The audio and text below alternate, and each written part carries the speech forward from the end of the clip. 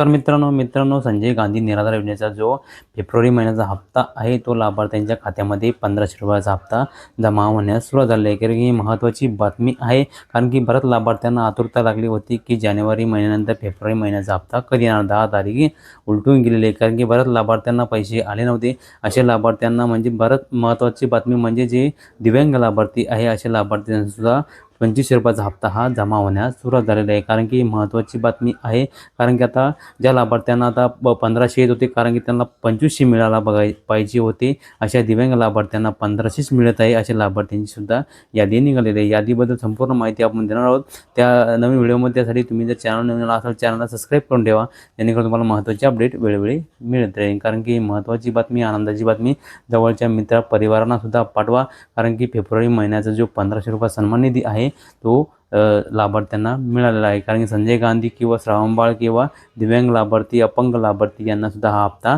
जमा होण्यास सुरुवात झालेली आहे। कारण की महत्त्वाची बातमी आहे। आपल्या चॅनलच्या माध्यमातून तुम्हाला वेळोवेळी महत्त्वाची बातमी देण्यात येते।